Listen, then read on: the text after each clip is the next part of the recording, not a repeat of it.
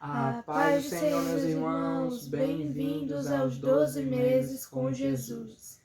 Reta final, estamos chegando agora no 11º vídeo, não é isso mesmo? Falta só mais um. E no nosso próximo vídeo, eu e a Kézia vamos estar casados já.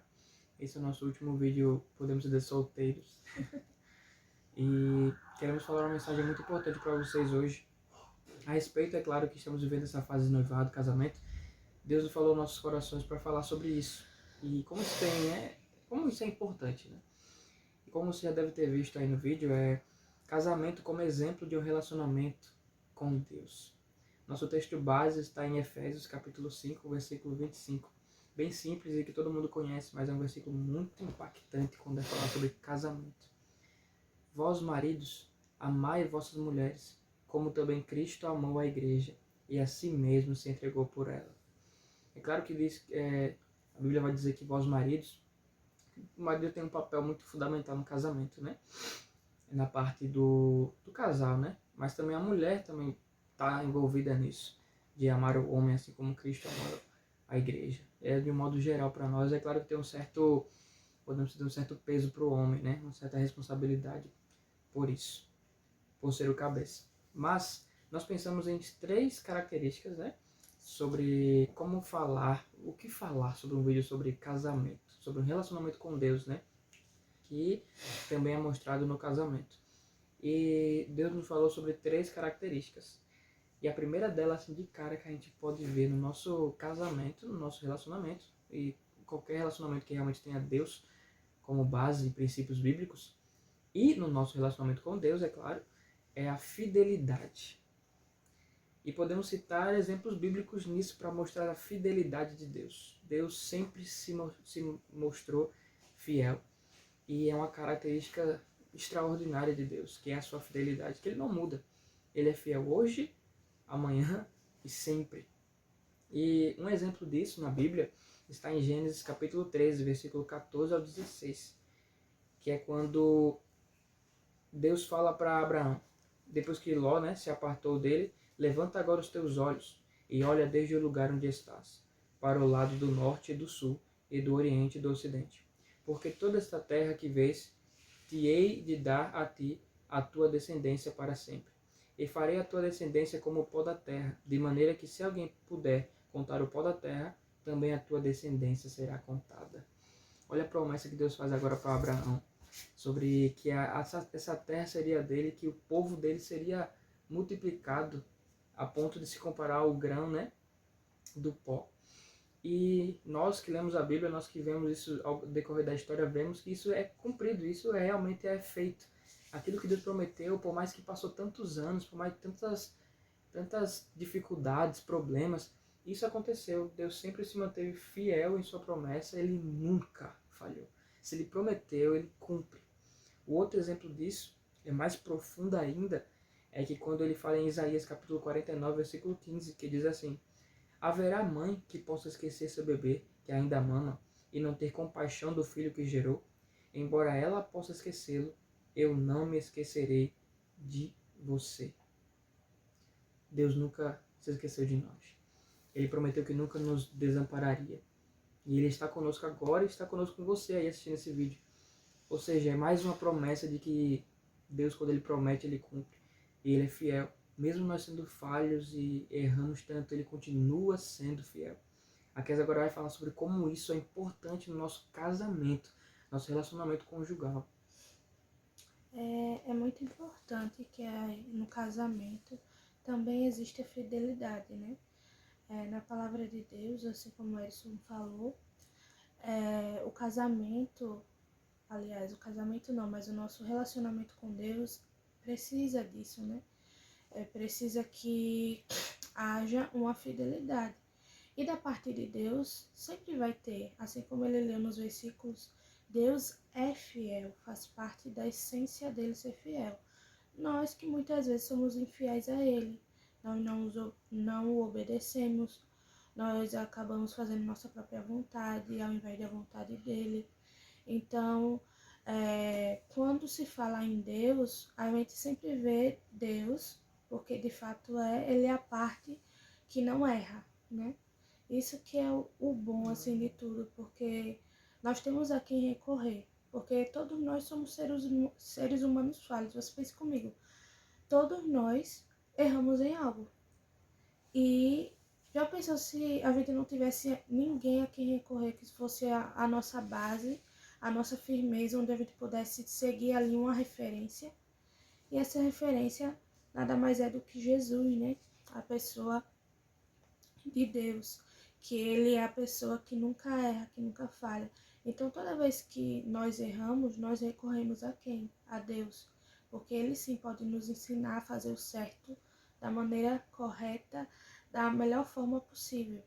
Então, se no relacionamento com Deus nós precisamos entender que ele é fiel na nossa vida e que nós também devemos ser fiel a ele, no casamento também nós precisamos ter essa fidelidade um para com o outro, né? O cônjuge precisa ser fiel ao seu cônjuge. Então, quando uma pessoa ela casa, ela precisa ter esse senso de que eu preciso ser fiel. E quando a gente fala em ser fiel, não se refere só ao casamento como no ato conjugal, né? Tá ali fiel à pessoa, sem traição. Mas também de ser fiel no respeito, ser fiel ali na sua melhor comunicação possível, ser fiel em vários sentidos, né?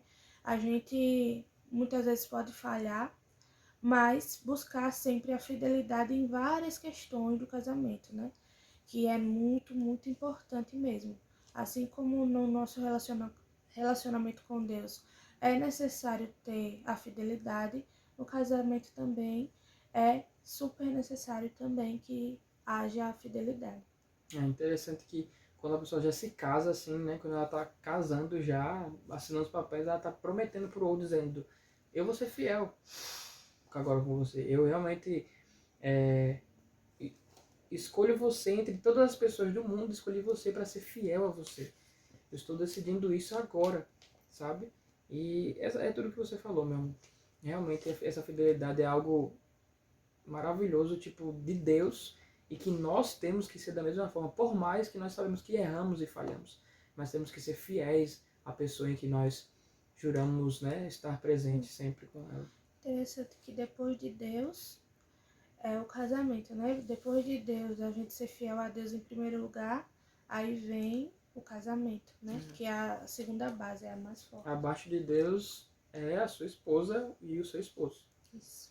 Segunda característica que a gente vai falar agora sobre algo que é muito importante, que tem no nosso relacionamento com Deus e que tem que ter no nosso casamento. Tem que ter no casamento de qualquer pessoa, na verdade. É o perdão. Sabemos que perdoar não é fácil, mas sabemos também que Deus é quem mais nos perdoa, dia após dia. E é o exemplo de um casamento, porque temos que perdoar o outro. E eu tenho que casar sabendo que o outro é falho e o outro vai falhar comigo. E eu digo mais ainda, vai falhar feio, sabe? Vai falhar de uma maneira assim que vai te magoar. E cara, você tem que estar disposto a perdoar. Você está decidindo casar com alguém, você tem que colocar no seu coração, ela vai errar comigo e eu vou perdoar ela, sabe? Mesmo que seja difícil, sabemos e entendemos que perdoar é um processo, né? Mas vamos falar sobre exemplos bíblicos agora. Em Lucas capítulo 23, versículo 33. Creio que isso é o que resume tudo isso, sabe, de perdão em relação a Deus. E quando chegaram a um lugar chamado A Caveira, ali o crucificaram, e aos malfeitores, um à direita e o outro à esquerda. E dizia a Jesus, Pai, perdoa-lhes, porque não sabem o que fazem. E repartindo as suas vestes, lançaram sortes. Jesus, em seu pico de dor, de tristeza, podemos dizer assim, de agonia, ele olha para os seres humanos, olha para nós. E todo o nosso pecado estava ali. Tudo de ruim que existe em nós estava ali, sobre Jesus. E ele fala, Pai, perdoa-nos. Que amor é esse? Sabe? Jesus foi o maior, com certeza aquele que demonstrou o maior perdão por nós, porque ele pagou o preço naquela cruz. Mas o que ele está querendo dizer ali? Que nós vamos ter que perdoar o nosso próximo. Vamos ter que perdoar principalmente a pessoa que está ali conosco dia a dia. Convivência, meu irmão, vai mostrar muitas faces um do outro, vai mostrar o pior do outro, o melhor do outro também. Mas temos que estar dispostos a perdoar. doar. E a Kézia, como sempre, vai trazer agora a explicação, trazendo para o casamento isso. Assim como no relacionamento com Deus precisa do perdão, no relacionamento conjugal é necessário que haja perdão. A diferença é que no casamento a gente se encontra dois pecadores, né? Então, assim, não é como o relacionamento com Deus, onde Deus sempre é o certo, e geralmente por a gente ter essa visão, pela gente ter essa visão de que Deus, ele é perfeito, absoluto, então a gente sempre está ali com o coração mais disposto a se render e a pedir perdão a Deus. Mas quando se trata de dois pecadores... É complicado, né? Exatamente, porque você sabe que a pessoa erra, você sabe que você erra, então fica ali aquela coisa, né? Um chama o outro, um pode ficar ali, ei, mas você também errou nisso, não sei o quê. E isso não pode existir, porque quando a gente aponta a falha do outro e não procura entender, não procura explicar da melhor forma, acaba que só vai futucando mais a ferida, ao invés de haver aquele perdão que é tão necessário para o casamento, assim. E o que é que acontece? Quando a gente casa, a gente tem que ter essa mentalidade. A pessoa que eu estou casando é um pecador.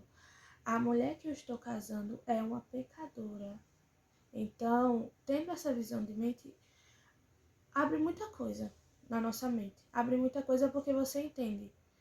Ela não é perfeita, ele não é perfeito. Então vai ter situações, momentos em que eu posso até me decepcionar, alguma coisa que eu esperava dessa pessoa e eu não receber aquilo. Mas é ter a consciência de que se é um pecador, então eu tenho que ter misericórdia porque eu também sou, sabe? Com certeza. Quando a gente reconhece que nós também podemos falhar, que nós também podemos errar, fica até um pouco mais tolerável perdoar o próximo, porque você entende que você também é pecador, que assim como o outro erra, você também é passível de erros. Então, é sobre isso, é sobre a gente não deixar isso de lado, porque o perdão é algo muito delicado pelo fato de que não é da nossa natureza. Nós, como pecadores, nós temos muito ego, né? Temos muito disso de eu tenho razão, não, mas isso é assim, é assado, é do meu jeito, você não me ouviu. E sempre tem aquele ego ali no meio. E às vezes a pessoa nem percebe que tem, mas tem. Quando a gente não perdoa ou quando a gente não quer pedir perdão, tem uma raizinha de ego ali. Então isso é o que o casamento com Deus, né? A gente vai trabalhando. Deus vai sempre ali trabalhando para que a gente possa perdoar e pedir perdão. Toda vez que a gente faz isso, a gente se parece um pouco mais com Jesus. É isso mesmo. Interessante é que sem perdão, nenhum casamento vai adiante. E se não fosse o perdão de Cristo, o perdão do nosso Deus, aquele sacrifício pago, nós não estaríamos aqui. Todos nós estaríamos destinados e condenados ao inferno. Que era, no caso era a nossa condição antes, né? Depois do sacrifício de Jesus, mudou essa trajetória. Agora é para o céu por causa do sacrifício de Jesus. Então, meu irmão e minha irmã, perdoe. Não é fácil. Peça ajuda do Espírito Santo. Mas perdoe. Você vai ver o quão benefício isso vai trazer. Seja a parte que cede, sabe? Por mais que doa, mas creia que Deus vai fazer o milagre. Terceira característica e última, que nós pensamos bastante, e cara, isso tem que estar no casamento. E está no nosso relacionamento com Deus, né? Que é sobre decidir amar. Nós vemos muito, né, que nos filmes tem aquela questão de ai meu Deus, casa, aquele romance, aquilo tudo, não sei o que, sentimento pra lá e pra cá. Só que é borboletas no estômago. Essa borboleta no começo, quando você conhece a pessoa, aquela paixão toda, né? Mas no casamento, meu irmão e minha irmã, não tem essa de sentimento, não, eu tô sentindo, não tem essa. É decisão. Quando a partir do momento que você casa com alguém, você está dizendo ali pra ela, eu tô decidindo te amar. E decidir não é sentimento. Decidir é razão, é eu fazer, é a atitude. E nós temos uma pessoa que decidiu nos amar. João capítulo 3, versículo 16, que diz assim: porque Deus amou o mundo de tal maneira que deu seu Filho unigênito, para que todo aquele que nele crê não pereça, mas tenha a vida eterna. Deus amou o mundo de tal maneira. Antes mesmo de Deus criar o mundo, Deus criar a terra, de Deus formar Adão, Deus já sabia de tudo isso que iria acontecer. A pergunta é, por que Deus não fez Adão perfeito? Por que Deus já fez Adão ou Eva para não pecar, para não acontecer isso? Meu irmão, minha irmã, Deus decidiu amar Adão e Eva, mesmo sabendo dos erros dele. Deus decidiu amar eu e você, mesmo sabendo que você, quem sabe, vai errar amanhã, pecar amanhã contra ele. Ele já decidiu te amar. Porque Deus não é aquela questão, Deus não sente aquilo de sentir. Ah, estou sentindo que o Edson está me fazendo bem, eu vou perdoar ele. Eita, o Edson errou, eu não vou perdoar, vou ficar de cara feia com ele. Não, meu irmão. Deus decide nos amar. Deus nos dá coisa boa, até quando a gente erra, até quando a gente é falho, Deus nos dá. Meu irmão, você acordou com um ar, com 2 pernas aí, um pulmão, 2 olhos. Você tem comida na sua mesa. Meu irmão, isso é graça, isso é misericórdia. Isso é decisão de Deus em nos amar. Meu Deus. Se não fosse essa decisão, meu irmão, nós não estaríamos aqui. E a Kézia vai trazer isso para o casamento de uma maneira linda, porque sem decisão, nenhum casamento vai adiante. Não existe essa de sentir. Pode falar, meu amor. É verdade. E muito.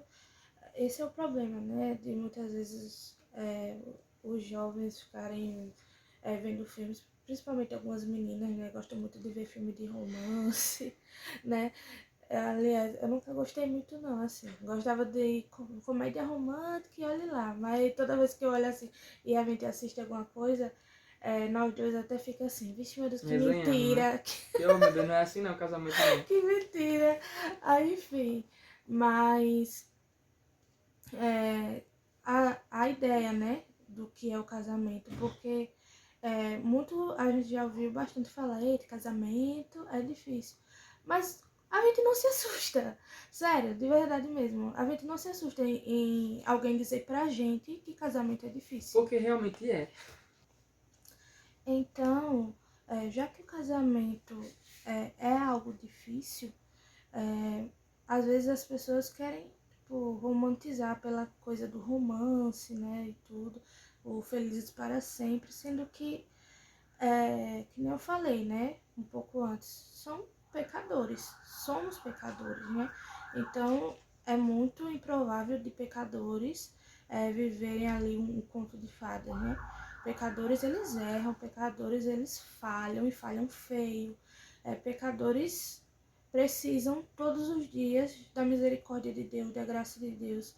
Então, colocar o outro acima, que nem a gente está falando nesse último tópico, é fazer o seguinte, é dizer assim, eu nego essa questão de sentimento, porque ele me tratou mal, vou tratar mal de volta, porque eu tô sentindo raiva pelo que ele me fez. Aí você vai estar fazendo o quê? Você tá retribuindo na mesma moeda, primeiro que isso é antibíblico, e segundo que você tá agindo só na emoção, no sentimento.